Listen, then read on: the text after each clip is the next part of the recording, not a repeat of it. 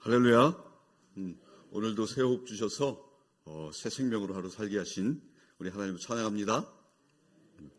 여러분 모두 오늘 하루 주님 안에서 복된 삶 누리시기를 소망합니다. 여러분, 우리가 이렇게 새벽에 나의 첫 시간을 주님께 드리는 이유가 무엇 때문일까요? 그것은 아마도 마음속의 소원 때문일 것입니다. 많은 기도 제목 가운데서 주님을 더 사랑하고 싶다는 그런 소원일 것입니다. 그리고 내게 맡겨진 우리 자녀들을 위해 기도하고 싶기 때문일 것입니다. 그런데 놀라운 사실은 우리들의 이 마음속의 소원도 하나님께서 주셨다는 사실입니다. 빌립보서 2장 13절에 이렇게 기록되어 있습니다. 너희 안에서 행하시는 이는 하나님이시니 자기의 기쁘신 뜻을 위하여 너희에게 소원을 두고 행하게 하시나니. 아멘. 참으로 놀라운 하나님의 말씀이죠. 오늘 본문인 요한복음 3장 16절은 우리 기독교를 한 줄로 요약한 가장 아름다운 표현일 것입니다. 하나님이 세상을 이처럼 사랑하사 독생자를 주셨으니 이는 저를 믿는 자마다 멸망하지 않고 영생을 얻게 하려 하심이라. 너무나 간결하고 멋지지 않습니까?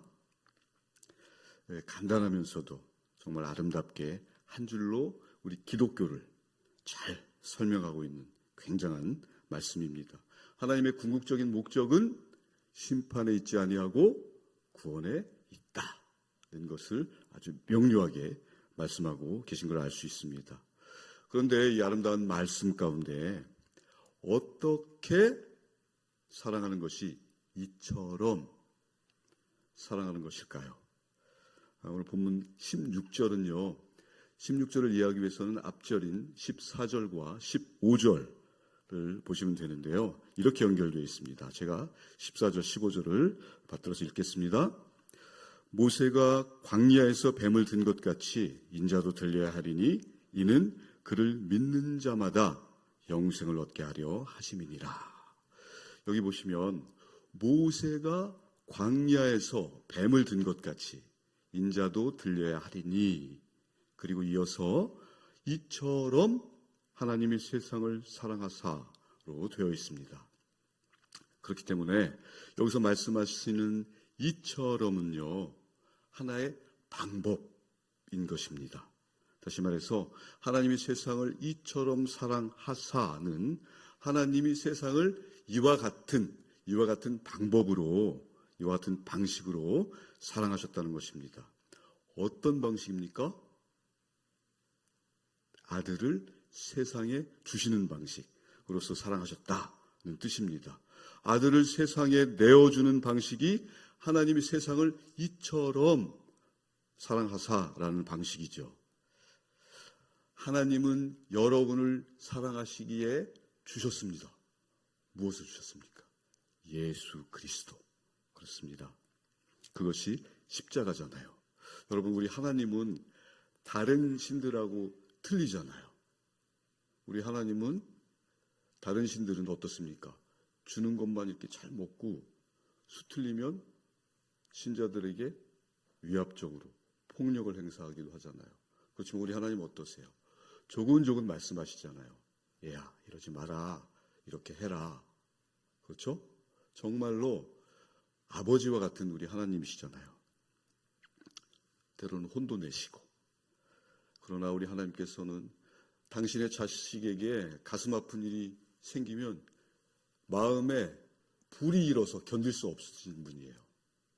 저희들도 그렇지 않습니까? 자녀들에게, 사랑하는 자녀가 제대로 말을 따라주지 않을 때 혼은 내지만 그 자녀의 그릇된 점이 나의 오점으로 다가와서 마음에 불이 일어서 너 도대체 왜 그러니?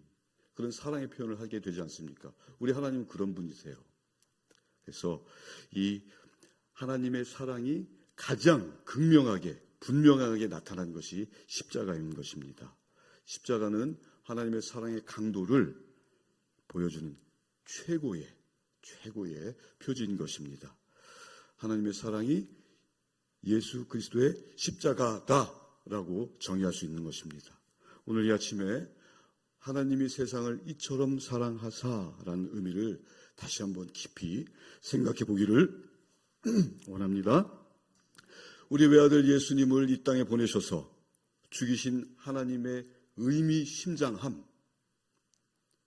이 성육신 사건을 우리 혈육에 빗대어 보면 더 깊이 느낄 수 있습니다. 부모에게 자식은 어떤 존재입니까? 자식이 부모를 위해서 죽을 수 있습니까? 그러나 부모는 자식을 위해서 죽을 수 있습니다. 하나님께서 예수를 이 땅에 보내셨다는 의미가 바로 그것입니다. 어떤 왕이 있는데 왕이 적국에 볼모를 보내게 됐어요. 볼모를 보내야 되는데 아들을 볼모로 보낸다는 것은 왕 자신이 가는 것보다 더 큰 의미를 가집니다. 왜냐하면 왕 자신의 미래까지 내려놓은 결론이기 때문입니다. 그래서 하나님 자신이 이 땅에 오신 것보다 더 큰 의미가 아들이신 예수를 보내신 것입니다. 여러분 그것이 이해가 가십니까? 여러분이 사지로 나가야 되는데 차라리 내가 나가고 말지. 그런데 아들을 내보내는 그 심정이 하나님께서 예수님을 이 땅에 보내신 심정인 것입니다. 그것이 바로 성육신 사건이 가지는 의미입니다. 하나님께서 자신보다 더 소중한 아들을 이 땅에 보내고 십자가에서 죽이신 그것이 하나님이 세상을 이처럼 사랑하사가 담고 있는 의미인 것입니다. 이것이 바로 기독교입니다. 죽을 자리에 아들을 보내는 사람은 없습니다. 그런 부모는 없습니다. 그러나 하나님은 죽을 자리에 자신보다 더 소중한 당신의 외아들을 보내셨습니다. 그리고 죽이셨습니다. 왜요? 그 아들보다 여러분을 더 사랑하셨기 때문입니다. 굉장하지 않습니까, 여러분? 자신이 죽는 것보다 더 큰 고통인 아들의 죽음, 그것을 감내하고 아들을 잡는다? 여러분 이것이 믿기십니까? 그런데요, 여러분이 믿기 싫어하셔도 이것이 역사적 사실로 드러났습니다. 그분이 바로 역사 가운데 오신 우리 예수 그리스도이십니다. 아들 예수를 이 땅에 보내시고 여러분 대신 십자가에서 죽이시고 여러분 한 사람 한 사람을 건져내신 그 사랑이 여러분을 대하는 하나님의 진정성입니다. 여러분은 하나님에게 그런 존재입니다. 그런데 저와 여러분은 뭘 하고 있는 것일까요? 나는 이 세상을 어떻게 살고 있습니까? 모든 신 위의 신이신 하나님께서 여러분을 외아들보다 더 사랑하시는데 쉽게 좌절하고 난 아닌가벼 낙심하고 아무렇게나 자포자기하는 게 말이 되지 않습니다. 여러분은 하나님에게 아들 예수보다 더 귀하고 사랑스러운 존재인 것입니다. 여기에 저와 여러분의 가치가 있습니다. 나는 하나님의 영광이다. 나는 하나님의 자랑이다. 나는 그분의 기쁨이다를 깊이 인식할 때 내가 가만히 있을 수 있을까요? 사랑의 화살에 많이 맞고 나서 사랑에 빠지는 것처럼 매 순간 말씀으로 도전해 오시는 하나님을 사랑하게 되는 것입니다. 그리고 도저히 가만히 있을 수 없어서 사랑의 대상을 자랑하게 됩니다. 여러분, 그게 전도입니다. 전도는요, 사랑의 실천입니다. 내가 지금 사랑에 실패하고 있다면, 내가 전도에 실패하고 있다면 내가 사랑받고 있다는 사실을 깨닫지 못해서일 것입니다. 그런 분은 아셔야 할 게 계시는데요. 나는 이미 충분히 사랑받고 있다는 사실을 아셔야 됩니다. 누구에게요? 하나님에게. 어떻게 하냐고요? 바로 지금 이 자리에서 앉아 계시지 않습니까? 하나님의 말씀을 듣고 계시지 않습니까?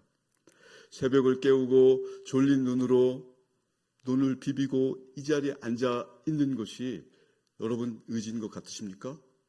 내 의지로 나는 나와 앉아 있다. 내 의지로 지금 예배 영상을 보고 있다. 여러분, 그렇지 않습니다. 내 의지로, 내 뜻으로 나와 앉아있고 하나님 말씀을 듣고 예배 영상을 보며 예배를 드리는 것 같지만 사실은요, 하나님께서 여러분을 붙잡고 계시기 때문에 그런 것입니다.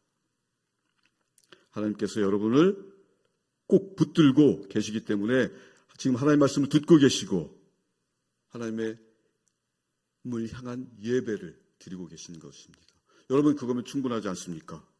우리 인생에서 하나님의 사랑을 받고 있다는 사실보다 무엇이 더 필요합니까?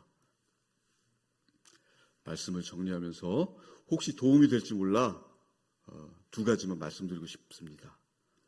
하나님을 사랑하기 위해서는 하나님의 사랑을 받고 있다는 것이 내 심령 깊숙이 실제적으로 다가와야 합니다. 그렇죠? 그러기 위해서 여러분에게 두 가지를 도전합니다. 첫째는요, 내가 얼마나 사랑받고 있는지 깨닫는 것입니다. 내가 드리는 예배, 내가 드리는 헌신, 내가 드리는 섬김이 내가 하는 게 아니었구나. 하나님께서 나를 붙들고 하나님께서 하시는구나. 하나님의 은혜였구나. 이런 고백이 터져야 됩니다. 이런 은혜를 구하셨으면 좋겠습니다. 은혜를 깨닫고 나면 감격하게 됩니다. 그리하여서 어제보다 더 하나님을 사랑하게 될 것입니다. 복음 전도는 그런 과정을 통해서 일어나는 것입니다. 자연스럽게 폭발하는 것입니다. 두 번째는요, 나를 얼마나 사랑하시는지 하나님의 사랑의 편지를 매일 읽어야 합니다. 나에게 보내시는 하나님의 사랑의 편지, 그게 바로 성경이지 않습니까? 사랑의 말씀을 먹고 사랑의 대화를 배우고 사랑의 행실을 배워서 사랑의 목자가 되셔야 합니다.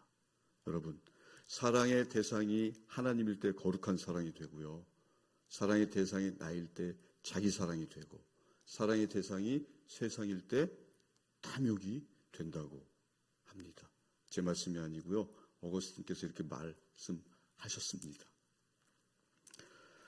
오늘 하루, 아니 일평생 사랑의 대상이 하나님이 되셔서 하나님을 사랑하고 또 이웃을 사랑하고 여러분에게 맡겨주신 양들을 사랑하셨으면 좋겠습니다.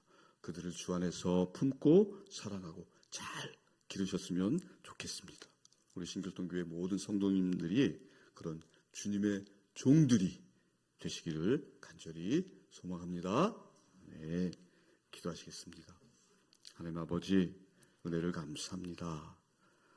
하나님께서 세상을 사랑하사 예수님을 주신 것 같이 저희도 하나님을 사랑하여서 오늘 하루, 아니 일평생 세상을 향해 나의 손을 뻗어서 주님의 사랑을 전하는 주님의 도구, 그런 존재로 살게 하여 주옵소서. 감사합니다. 사랑합니다. 귀하신 예수님의 이름으로 기도드립니다. 아멘.